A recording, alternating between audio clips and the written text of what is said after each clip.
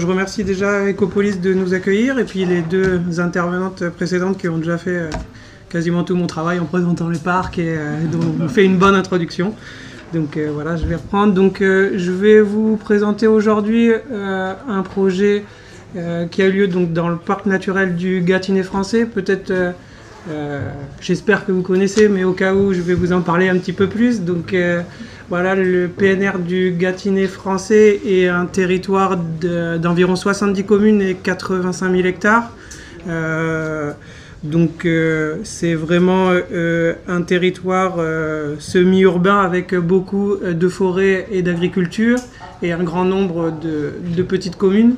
Donc c'est vraiment un territoire riche en biodiversité. Je vous ai mis quelques photos pour vous donner envie, mais avec des paysages très particuliers, notamment de clairières et de grès, beaucoup d'animaux et d'espèces protégées.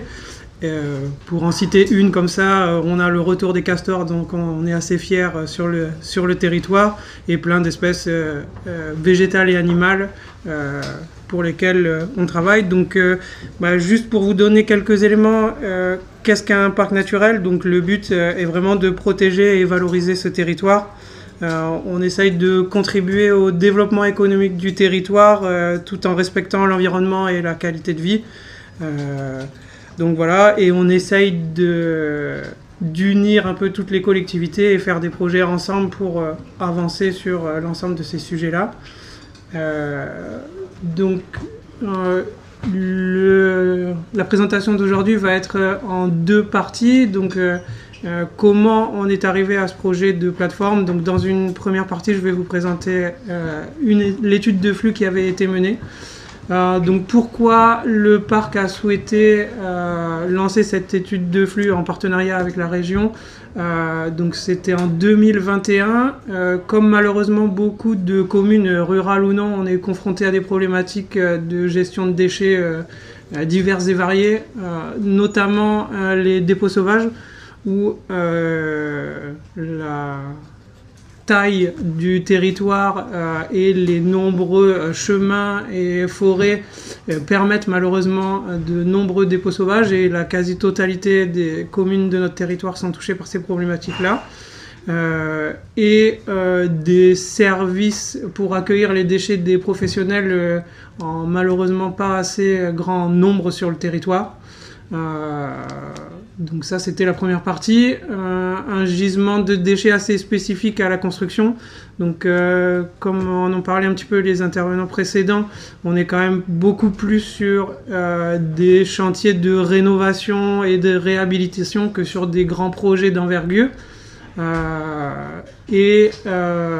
a aussi eu la chance d'avoir quelques études de métabolisme territorial, notamment celles qui concernent les PNR franciliens et l'économie circulaire.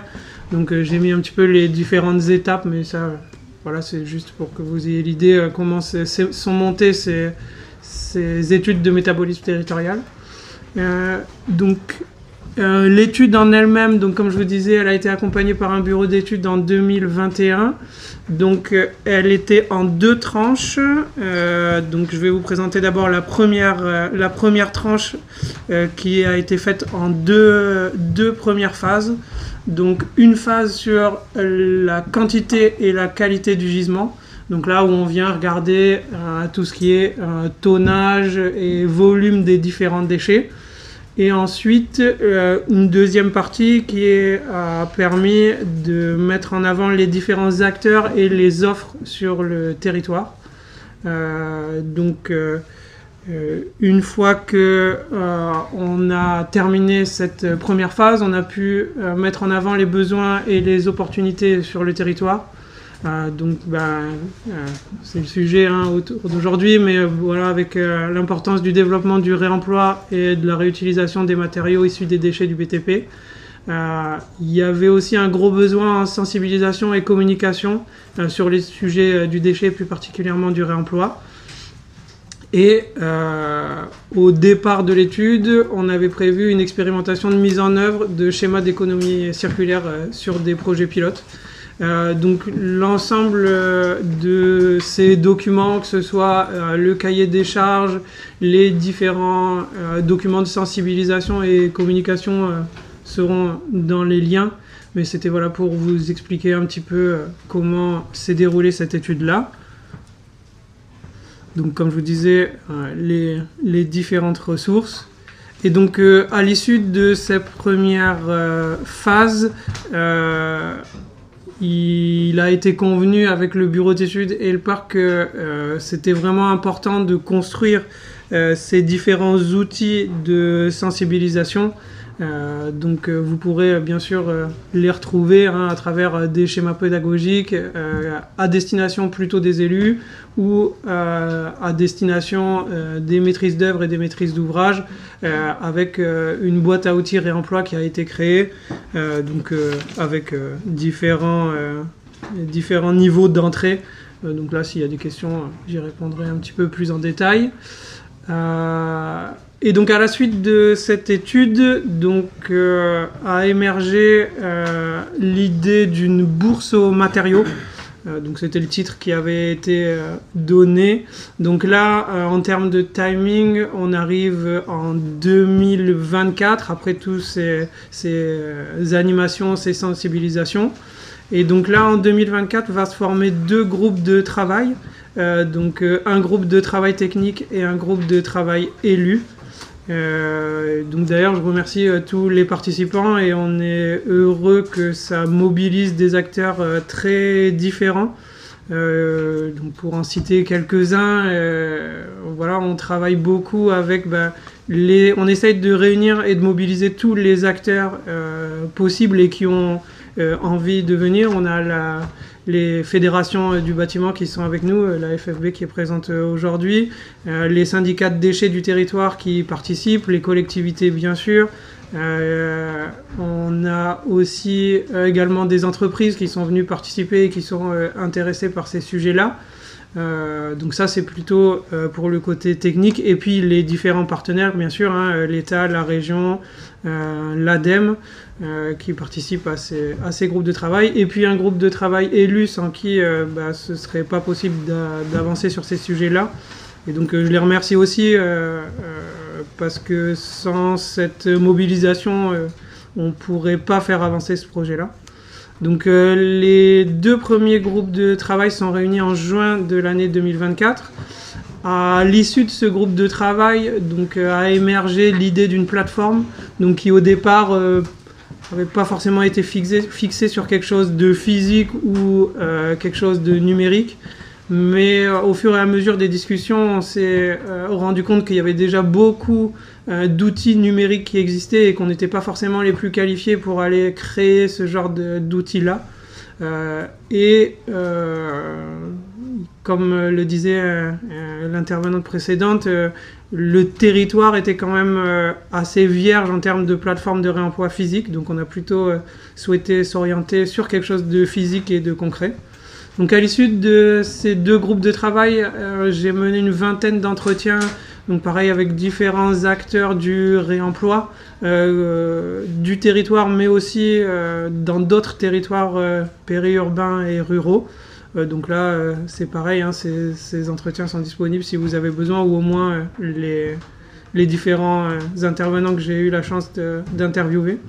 Donc à la suite de ces entretiens, on a réalisé un 2e groupe de travail, qui là s'est mis d'accord pour lancer une étude de faisabilité technique pour la plateforme du réemploi. Donc cette étude a été aussi soutenue par l'ADEME, que je remercie pour nous accompagner là-dessus.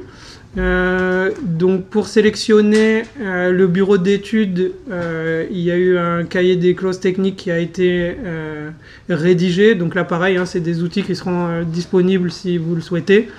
Le bureau d'études n'a pas pu être présent aujourd'hui, mais il a été sélectionné et on a fait la réunion de lancement il y a une petite semaine. Donc c'est le bureau d'études Urbanova qui nous accompagne là-dessus.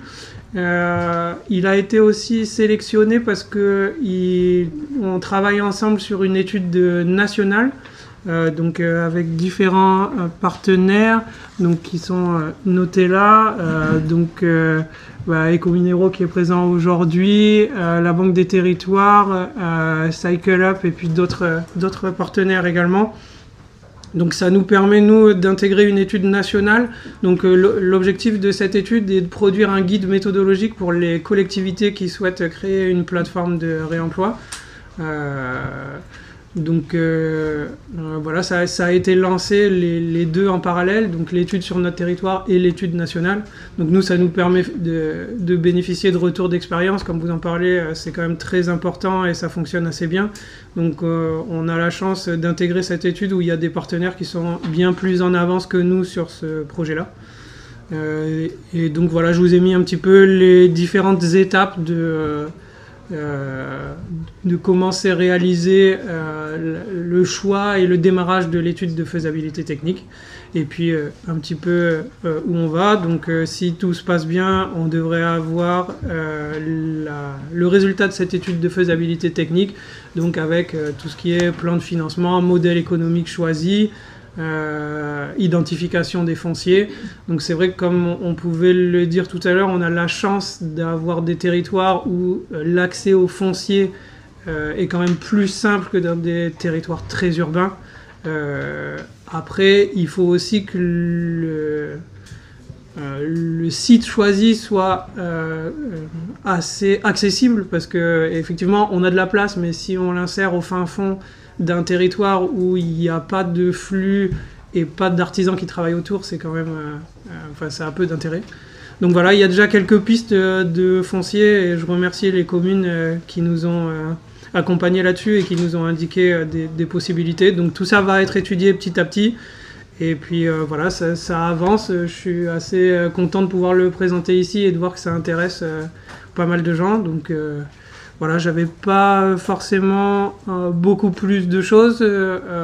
Comme on disait tout à l'heure, les différents documents seront disponibles. Et puis si vous avez des questions sur le projet ou sur la suite, n'hésitez pas.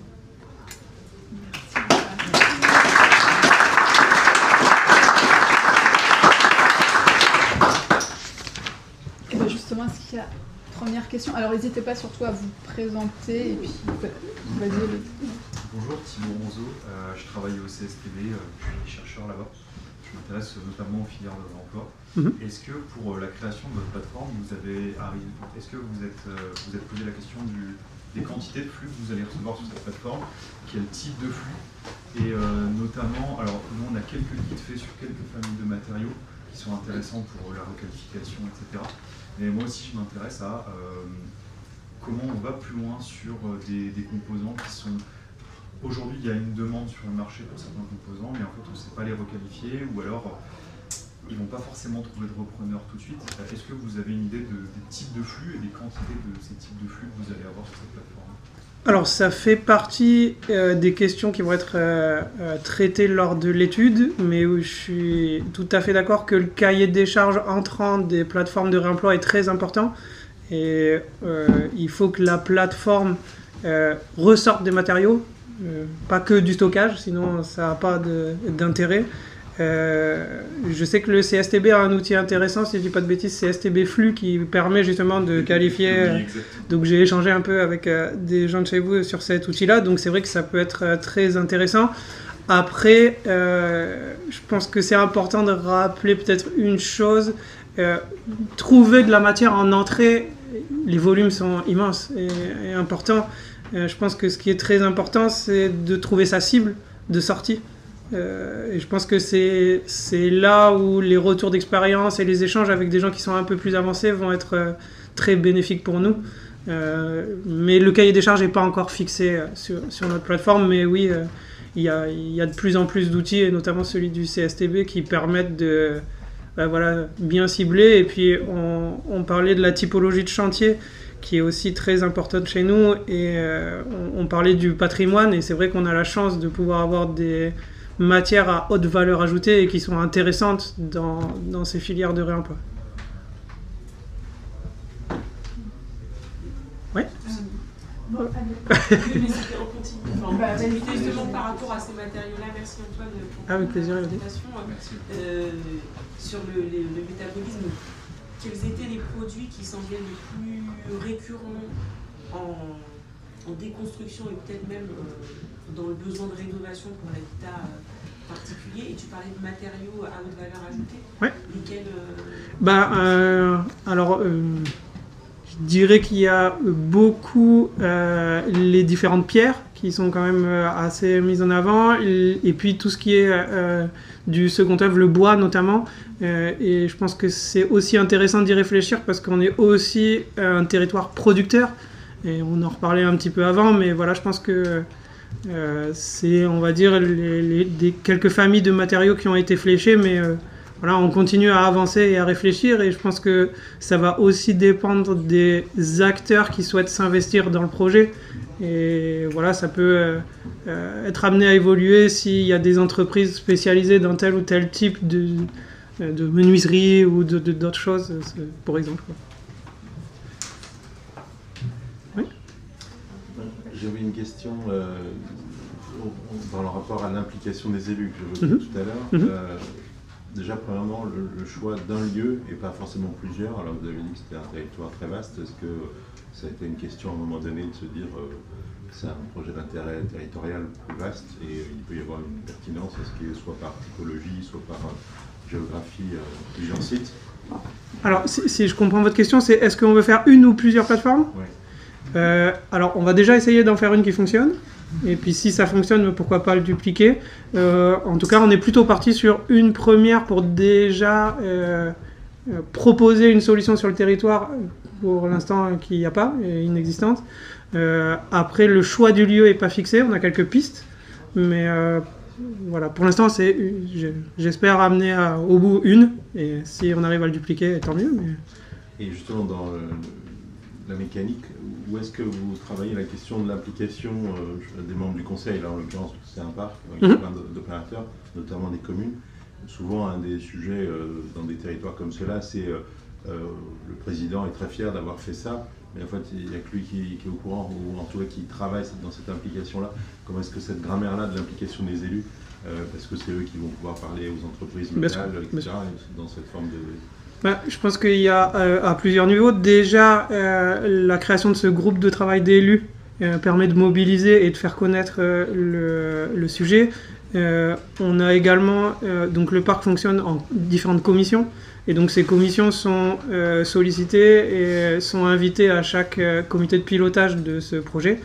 Et on a aussi des élus qui ont souhaité s'impliquer dès le départ et qui sont un peu des élus référents de ce projet-là.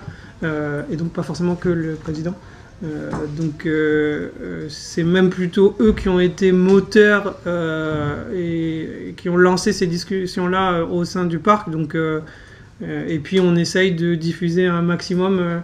Comme je vous disais, on a des commissions trimestrielles où on vient à chaque fois donner les différents points d'étape et les différentes infos à tous les élus qui y participent. Et on essaye de le relier au maximum. Et puis, comme je le disais, on a essayé de faire travailler un maximum d'acteurs ensemble. Donc, plus on a de gens qui s'y intéressent et qui ont envie de participer, plus on fait notre boulot, quoi. Oui. Et peut-être une question, vous parliez des différents outils justement que vous avez développés à destination des maîtrises d'œuvre, des maîtrises d'ouvrage. Oui. Dans quelle mesure ils sont pris en main par ces différents acteurs? Souvent, c'est la problématique qu'on voit. Oui, on a quand même la même, et c'est aussi un peu l'objectif de ces journées, c'est de faire connaître et puis de diffuser ces outils-là. Quand on organise des journées de sensibilisation directement chez nous, à la Maison du Parc, on a la chance d'avoir des locaux qui permettent de faire de ces journées-là. Ça se passe assez bien et les outils sont pris en main. Après, voilà, on aimerait bien faire participer plus de monde. Et c'est aussi pour ça qu'on a essayé d'intégrer dans notre projet des fédérations comme la CAPEB et la Fédération du bâtiment qui, eux, sont les relais vers les entreprises. Et c'est important parce qu'on voit qu'il y a une demande d'un côté, pas forcément toujours la connaissance des outils qui existent. Donc on essaye de travailler avec eux. Merci. Je crois que c'est tout bon. Alors, pareil, il y aura une pause tout à l'heure de 20 minutes, donc vous aurez le temps de poursuivre les échanges informels s'il y a des questions qui vous reviennent.